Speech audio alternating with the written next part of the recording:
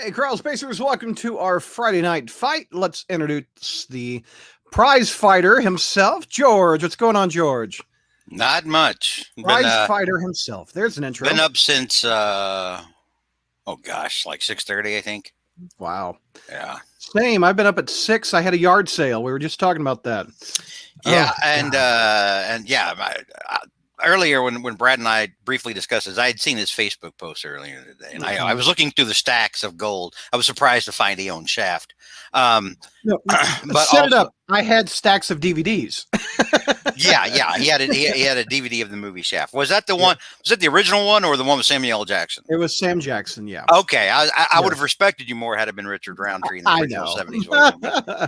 Wow. Okay. But I saw in there Saturday Night Fever. Yeah. And I was like, number one, why does Jomo own Saturday Night Fever? Number two, why is he partying with it? That's it. Yeah. I got to stay alive. I got to stay alive. This is what I said to you on text. That urban cowboy. Speaking of the Disco Man, JR's in the house. That's right. I was actually a teenager during the 70s, during the disco era. Ooh, absolutely. Did you go to the disco and dance? Did you have like a whole suit and everything? With the vest and Well, did you know what your mama gave you? You know me, guys. I boogied with the best of them. So. I can see him doing Spider-Man push-ups up on the dance floor. I love that. Hornacek says JR at Studio 54. Yeah, there you go. That's an image. George, we're going back to the 90s for a series that's not very much talked about. There's a reason for that. This is not very good. Spider-Man Team Up. Yeah. Number 6 from March of 97. You've got Spidey, Doc Strange, Dracula, Hulk, and Aquarian. Well, the one we're covering only covers Spidey and Doctor Strange. You mean Jesus? Yeah, superhero Jesus. Superhero alien Jesus, Aquarian. Lord. Who probably is a lot of bit like somewhat reminiscent of that guy with the what is that cult that Chloe from Supergirl wound up in? Oh, there you go. Invix or whatever. I don't know. I bet Aquarian's got like a sex cult now. What a weird combination this was. This was like a quarterly book. It was coming out around when Spider-Man Unlimited was also coming out, if memory serves. So, yeah. But I love the 90s. So we're only going to cover the last story, which is Doctor Strange and Spider-Man. Yeah. We're not going to cover the story that precedes that with the Hulk and Aquarian and a story involving it's a weird one. Doctor Doom trying to hack into the Avengers database. Look at Doctor Doom here. This dude, that story was so all over the place. Weird. You got Hulk and Space Jesus, Space Alien Jesus, and I mean, it was a weird hang, man. It really was.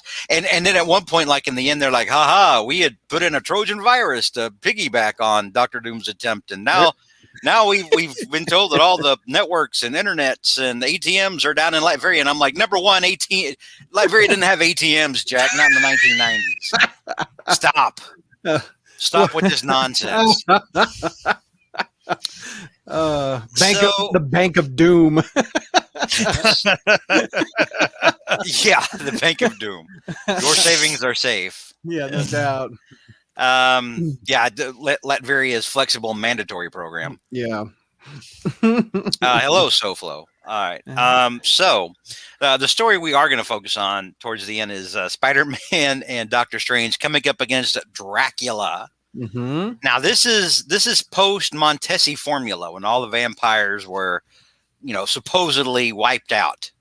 Yeah, across the Marvel universe, and here we find out that Dracula may have decided to hang around like a bad fart.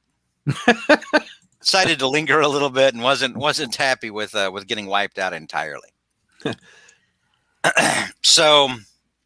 Did you have any more questions before we move on, Joe? Normally you're rushing me through this. No, I was getting through. I was putting the comments on the screen. Who had a funny comment that Ryan said that the Bank of Doom has a 67% interest rate, right? If you put your money in it.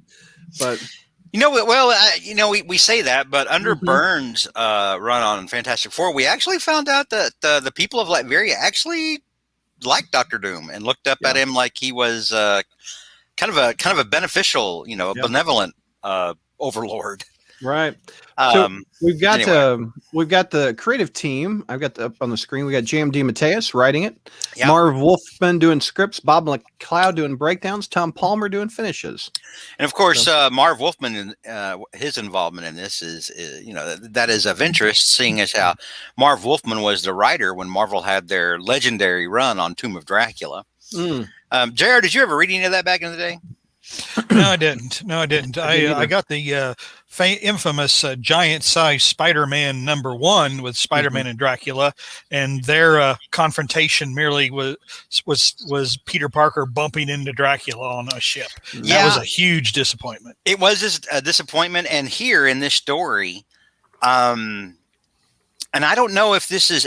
I don't know if this is accurate or not, and I didn't have time to go back and research it because I don't have time to do anything. But here in the story, it's almost like, because Doctor Strange is explaining Dracula to Spider-Man, and Spider-Man is very, very dubious. He's like, "Come on, you're pulling my leg," right. and at this point, I mean, like in the Marvel universe, Dracula has already faced the X-Men. He's fought Doctor Strange multiple times, so it's I don't know. I don't know if this story is accurate or not, because I want to say Spider-Man became aware of Dracula at some point before this. But then again, I don't know. Well, remember though, in after the Clone Saga, I think it was after the Clone Saga, in like the Peter Parker 70s or whatever, he didn't believe in vampires. Oh no, it was after the reboot, wasn't it? He didn't believe in vampires. And I'm thinking, wait a minute, you've bumped into Dracula more than once. You've you had Morbius, a living vampire, and of course Doctor Strange, but you don't believe in vampires. Right. Yeah. So I'm not really sure how that meshes out with him not being aware of Dracula at this point in time, because this jumped out at me when I was rereading the story, and I was like, oh, is that right? Is that right? Surely that's not right. But anyway, right. So it starts off. There's a big hoity-toity party, and a man with dark blood red sunglasses and long hair and a goatee. Spoilers, it's Dracula. Walks into this party and is making time with this hot brown-haired chick. So they start dancing, and she kind of gets lost in his eyes and everything, because Dracula, got the hypnotic gaze, and they start kissing a little bit while they're dancing. And then we shift over to that same ballroom, and everyone's dead. Yeah.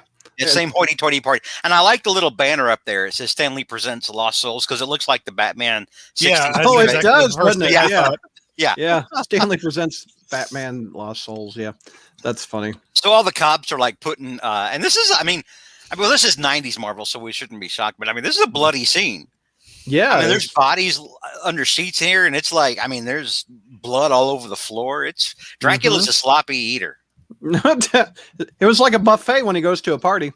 Yeah, I guess. But it's like, dude, use a napkin or something. Can't you be a little more tidy? It's like Cookie Monster getting hold of a cookie. Nom. The blood flying everywhere, I guess. I'm like, dude, that's just not very efficient. So Peter's there. You got Ben Urich and Peter there, and they're investigating the scene, trying to figure out what was going on. Peter spies Dracula. Doctor Strange. This is back during Doctor Strange. What was the guy that wrote Doctor Strange at that time? David Quinn. David Quinn. Yeah, I liked it. Did you like it? It was an interesting take on Doctor Strange. Yeah. It was a little more. Their take on Doctor Strange probably aligns a little bit more with what the MCU Doctor Strange is like. A little more laid back, a little more flippant, which is not my preferred Doctor Strange. Yeah. But I've actually come around a little bit more on the MCU Doctor Strange now. I don't know if I mentioned that or not before. That's cool if you do. Yeah. I've watched it a couple more times, and I'm like, I'm liking it more. I still don't like it when he calls the bad guy an asshole. And you liked WandaVision, so it's going to be interesting to take that storyline a little bit and a little bit of Loki's storyline and. Oh yeah, no, I'm pleased as punch that we're going to have Wanda and Loki in the next Doctor Strange movie. Yeah, no doubt. I mean, I'm over, and I'm over. What I'm most excited about is because it's Sam Raimi doing it, and I think Sam Raimi understands the character a lot better. This is more in Sam Raimi's wheelhouse. Christy says no one ever taught Dracula how to not play with his food. Very true, Christy. I mean, there's evidence to support that here, right? Yeah. So Spider-Man, or Peter, spots Dracula, and he's thinking, oh, well, if Dracula's here, this is probably, or not Dracula. I'm gonna do this all night. Because they've got D names. I'm just going to confuse these two all night. But he sees Doctor Strange. He's like, well, Doctor Strange is here. I better just check out. This is above my pay grade. I think I'll just sit this one out. Even though it's my book. Yeah. Yeah. Even though it's my book, even though it's Spider-Man team up, maybe Doctor Strange has got this, Yeah. So Doctor Strange takes a look at one of the bodies and uses the Eye of Agamotto to use his powers of mysticism to discern what the cause of a young woman's death was, one of the victims at the party. And I'm thinking, oh, I don't know, vampire. My first clue was all the bodies and the blood all over the floor and lack of shell casings. Yeah. It wasn't Punisher. Yeah, it wasn't Punisher that killed all these partygoers. These hors d'oeuvres must be punished. The poor pigs and blankets. And using the Eye of Agamotto on this poor dead woman, he gets an image of a smoky blood red bat. Yeah, and then he does the math on this. And he goes, "Well, this is not good." There goes my plan. I was gonna go see 3 Men and a Baby tonight, but I guess not. Or no, that would be the wrong time period. It was the early 90s. 97. What would he see? He'd see Batman and Robin. Yeah, no, Batman and Robin was 95. No, I took a date there. Yeah, because Batman Forever was 95. You're right. Mm-hmm. So So Dracula spared Doctor Strange from having to go see Batman and Robin. No doubt. Yeah. So Doctor Strange walks out, and Spider-Man, Peter decided to stick around. He's asking Doctor Strange, hey, what's up?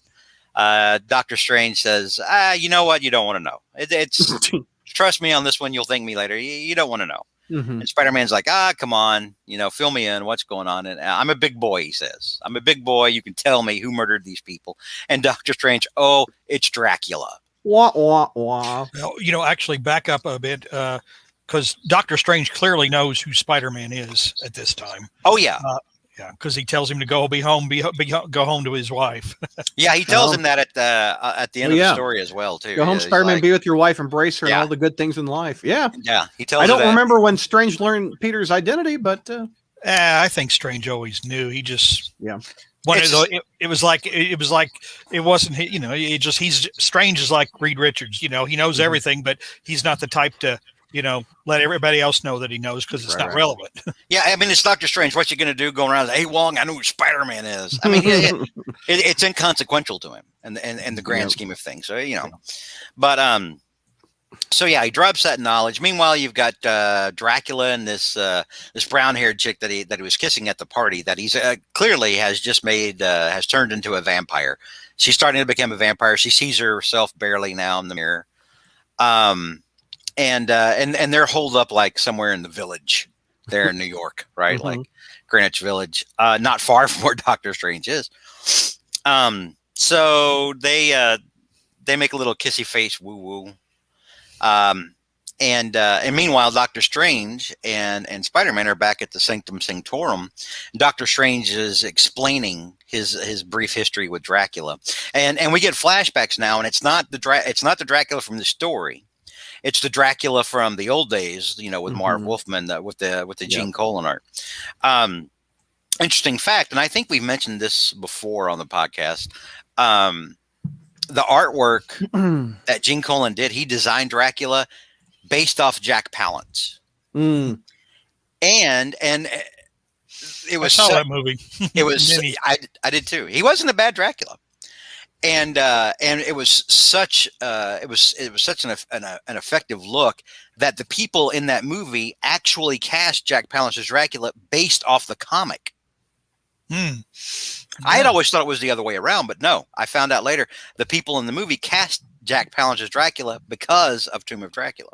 Now you said, George, that it wasn't classic Dracula or something like this isn't Bram Stoker's Dracula. This isn't Bela Lugosi's Dracula. This is a Dracula invented for the comics. Yeah. What was the point of that? Why? What's the point? Oh, whatever. I think they just wanted their Dracula to be whatever they needed their Dracula to do and not be tied by the stuff. I mean, if it's tied to the book, he's dead. Yeah. Kind of hard to do anything with him after that. Right. So yeah, this Dracula in the Dracula in the Marvel universe is far more powerful than the Dracula in the novel.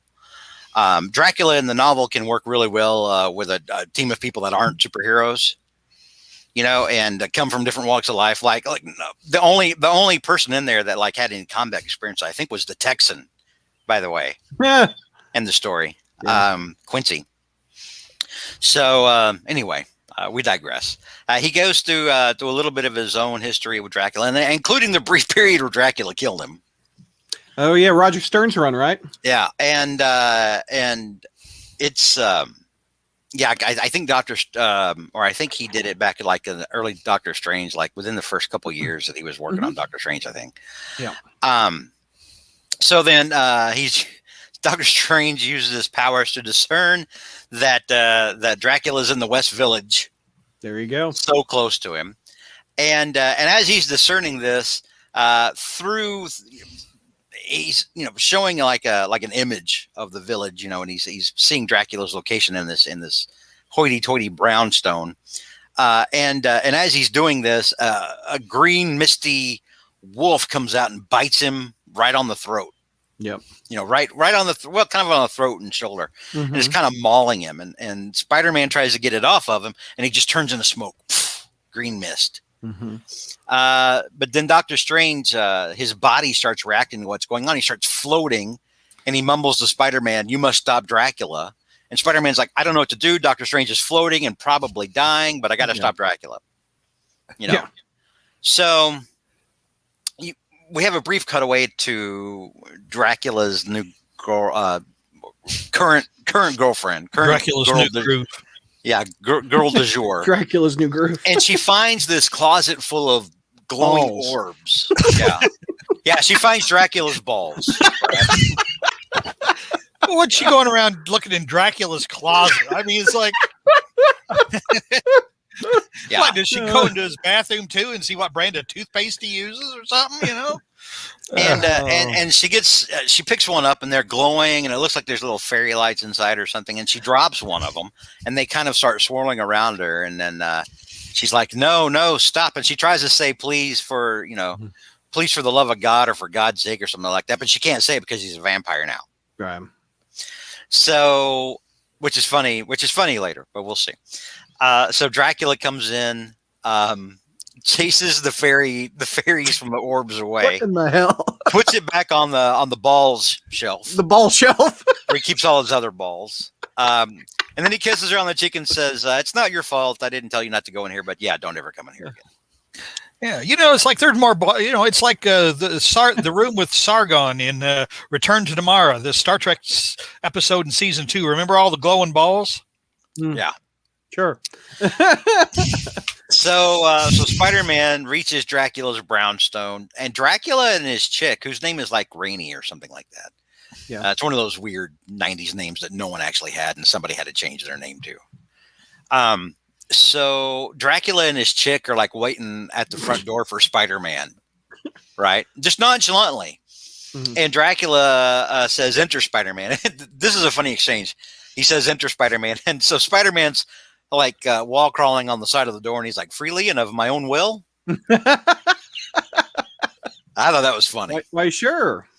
And Spidey. And here Dracula even mentions the Bram Stoker novel and how people just need to get over the book and everything. Yeah. And then they sit down and start drinking coffee. Like at this long table, like Spider-Man sits down at a table while Dracula's having his Sanka. Or whatever the hell is getting poured here, right?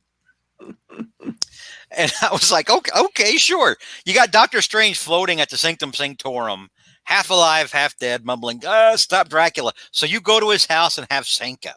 Yeah. Right? So anyway, so Dracula, while he's talking to Spider-Man, starts focusing his eyes and doing his hypnotic gaze on Spider-Man, so he can, use his power of suggestion over him. And there's that one panel where Dracula looks like the Christopher Lee Dracula, but with long hair. Oh, I can see that. Yeah, I see that. The Hammer Christopher Lee Dracula. So I thought that was funny, because you based original Dracula off Jack Palance, you based this Dracula off Christopher Lee, and I liked that kind of nod, because Christopher Lee's Dracula, if you've never watched the Hammer films, was a complete and total bastard. His Dracula was a lot more close to how Marvel Dracula acted, especially towards the mid to late 70s. You had a lot of movies trying to really pump up the cult angle. And even in the comic books and the Marv Wolfman comic books, Dracula made reference to Satan many times, almost like he was almost like not a minion, but some kind of, Satan related power, right? Like he was literally just no damn good. Christopher Lee was scary as Dracula. I mean, he was a very formidable presence. So if you've never watched any of the Hammer horror films, if you have some time, go and do that. They are fantastic. They really are. No, the British knew how to do horror back then. Anyway, and on a budget. They knew how to do horror and do it on a budget. So Dracula is using his hypnotic gaze on Spider-Man. He's going through a little bit of his past, and then Spider-Man snaps out of it. Finally, lays hands. Here's on the Dracula, fight. You know, finally, kind of snaps out of it. Is like, what am I doing? Why am I having Cinca with Dracula? I got to stop this guy, right? Yeah. So Spider-Man grabs him, pins him up against the wall, and Dracula swats him away like the way Spider-Man swatted Wolverine away in the Secret Wars. Just bap. Spider-Man goes flying across the room, and Dracula transforms into a giant vampire wolf. Yeah. Jumps on him, fangs snarling, telling Spider-Man how he's going to give his miserable life meaning, and basically he's going to turn him into a vampire, right? Yeah. Meanwhile, we find out where Doctor Strange has gone. Doctor Strange is out floating around in the ethereal plane, butt-ass. What happened to his butt-ass clothes? naked? Butt-ass naked, Wow. I don't know. I mean, like normally when Doctor Strange, travels out of body, he's got his clothes and everything. Here, for whatever reason, I don't know, maybe they just wanted him to be naked in the story. I don't know. Maybe James Tace and Marv Wolfman were like, you know what? How about this? How about when he's in the spirit world or whatever? How about he's just, bare ass naked, like naked as the day he was born. It helps when you get bit by vampires. It'd be easy access. No cloak of levitation or anything. So he gets swarmed by by vampire bats. Hornacek says Dr. Manhattan Strange. It is. I mean, he's blue there. He's blue. It's like Dr. Manhattan with hair. With hair and a kick-ass goatee. That's funny. Anyway, so he gets jumped by in the spirit world by just a legion of vampire bats, and then finally drives the bats away. You see him kind of explode in a big flash of light, and then bam, it's Doctor Strange. He's got his clothes back, and he's like, "Thank Christ, I'm not naked anymore." and don't have the blue light on me either. right, exactly. So now he's not floating in the ether anymore. Now he's found some sort of afterlife caverns in the nether world or whatever this is supposed to be. There's demons watching him from the shadows, and he runs into the OG Marvel Dracula, not the one that looks like the current Dracula that they're dealing with, or that Spider-Man's currently dealing with, but the OG Jack Palance Dracula. And they have their kind of a back and forth. Aha, my old friend. Let us do battle. That kind of thing. This is sort of the way that Vampire would address Van Helsing in the 14,000 movies they've been in. And so he comes at Dracula because Dracula's pissed off because the Montesi formula did affect Dracula, but it didn't kill him. It kind of exiled him into exiled him to this limbo world that he's currently in, that he's pulled that he's kind of suckered Doctor Strange into. And so he and Doctor Strange start going toe to toe, and he actually gets his hand on Doctor Strange. It looks like I can't tell if he's grabbing him here or looks like a reverse Vulcan neck pinch. I know, right? He gets a Kirby hand on him. Yep. But Dracula or Doctor Strange kind of drives him back, then uses his Eldritch powers, drives him across the chasm. Meanwhile, Wolf Dracula back in the actual Marvel universe, with Spider-Man is trying to tear Spider-Man's throat out. Yeah. Spider-Man webs his mouth shut. And I'm like, dude, what a super effective thing for Spider-Man to do against a vampire. I will web your damn mouth shut. Shut your damn mouth. That way you can't bite anybody. Yep. Right. Have fun starving for the next hour. Then it's going to dissolve and you'll be all right. So he webs him up and then he throws the dog into the vampire wolf into the wall, same as he did with Dracula earlier when he put his hands on him. Spider-Man's just really intent on like throwing people into the wall today. Yeah, it's a throw a guy against the wall kind of day, right? See what sticks. Yeah. So because Dracula is fighting Doctor Strange in one realm and fighting Spider-Man in another, he's kind of having to like trade off, you know, like it's easy for Doctor Strange to kind of subdue him in the astral plane because he's having to use some of this power to try to counter what Spider-Man's doing to him. So he spread himself a little thin over too many realms. So Doctor Strange in the spirit realm, astral realm, wherever they are, manages to use his magic to wrap him up. And then Spider-Man actually in the physical world, Spider-Man decks him. Yeah. Big old haymaker just kind of knocks him down. And Doctor Strange appears now with Spider-Man back in the present world, while Spider-Man's got a hold of Dracula, like he'd like to hit him about a dozen more times, you know. And Spider-Man's like, we no longer need to use physical force to hold him. And Spider-Man's like, are you sure? Because I could still beat some ass. I was just getting warmed up, as Ward Balloon says. Yeah. It's like, this guy killed like 47 people last night. How about I just keep hitting him? You know, look at his taunt. He says, I thought this guy was supposed to be good, but he went down like he was Mike Tyson's punching bag. Yeah.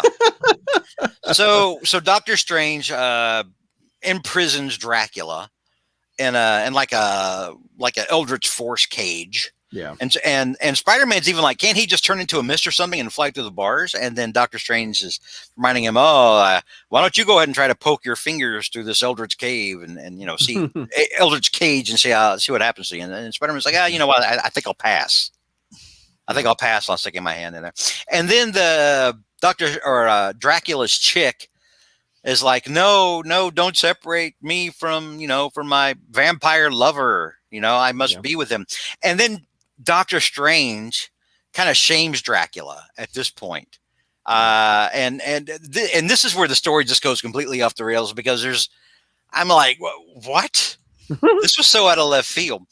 So Dracula's like, she's not even real. You created her from clay. She's a golem. She's a construct. Isn't she, Dracula? You were lonely, you were lonely, so you made a construct and you used your balls from the closet, which are actually trapped souls, to give her anima. Your balls from the closet animated her. And at this point, I'm like, dude. At this point, I'm like, were Wolfman and Dave Matteis just kind of like, holed up somewhere with like a bowl of ganja? Thinking, how about this? How about she's a golem? Why not? Yep. Like Cheech and Chong or something. So it turns out, she's not alive, and she's like, no, tell me that you love me as much as I love you. And Dracula says, oh, I had such plans for you. Then he reaches through the bars and breaks her neck. Woo! Right? And Spider-Man's freaking out. Spider-Man's like, no! And then she literally turns to dust like a clone. Right in front of him. Just completely falls away into powder. And then Dracula does exactly what Spider-Man suggested at the get-go. Hey, let's just get why out of doesn't here. he just turn into mist and get out of here? And that's exactly what he does. And Doctor Strange is like, what? What? He's escaping my trap. It's too late. He's gone. And I'm like, that's convenient. Yeah. Well, the story's almost over. We got to get the hell out of here. Yeah. So Spider-Man's like, what next? And he's like, not we. I'll continue tracing Dracula alone. You need to go back to your wife and the comfort of your home and be thankful for the small pleasures in your life. And I picked this story because of what's going on right now in Sinister War #1. Mm-hmm. Well, we've got Doctor Strange and Spider-Man Spider-Man's wife and stuff that's been building up for a long time, and we're finally getting to. So, Decision, Spider-Man, and Doctor Strange. One of the weirdest damn stories I've ever I wondered seen. why you picked this one, but then I thought, he loves him some Dracula and Doc Strange. So. I do. So if you can have Spider-Man, Doctor Strange, and Dracula in here, it's like it's like having your favorite cereal, but with bananas. Cut up bananas in the cereal, or bacon. Yeah, sure. I mean, by definition, bacon makes everything better. You could put. Did I ever tell you? So one time, Denny's did this thing. Yeah, where it was like bacon week, or no, they call it Baconalia. And they came up with all these bacon dishes, including a dessert. There was a maple bacon sundae. Okay. And I had it, and it was actually good. I agree. And the thing is that I innovated this long before, back in like the early 90s, circa 1991, 92. I went to Whataburger, and at the time, Whataburger said bacon on any product, 39 cents. And so I'm in a long line of people, like, trying to get a Whataburger on my lunch break, before I have to go back to college. And I'm like, I would like a strawberry shake. I ordered a bacon hamburger, but then I was like, and I would like a strawberry shake with bacon. And the guy's like, you want a bacon in your shake? And I'm like, are you denying me my bacon on any product, as it clearly says on the menu? And this is there's one guy in the back who's like, give him his goddamn bacon. And so the guy was like, all right, do you want me just to slide the strip in there? You want me to chop it? I was like, yeah, chop it up like it's a topping, give a damn. So they put bacon into my strawberry shake, and I ate it with a spoon before my class started, and it was great. What happens is that the salty, greasy bacon, number one, it gives it a good crunch, but it also brings out the sweetness in the ice cream. No doubt. It's weird, but it works. It's really good. All right, so Decision, Doc Strange, and Spider-Man. It wasn't even close. I mean, he put up a good fight, but now if can't go around. If it had been normal Dracula, like if they had been fighting Dracula, like just baseline normal back on Earth, and not like while he's split between Earth and the spirit realm, that would have been a much harder fight. Right. All right, we will be back in just a minute or two for our next Friday night fight.